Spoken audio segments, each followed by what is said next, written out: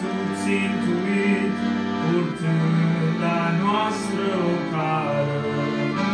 Se sucea Domnul meu pe o cruce de chin, murea în cumplita durere.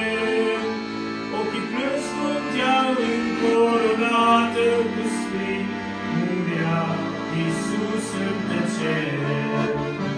Se sucea Domnul meu pe o cruce de chin, murea în cumplita durere.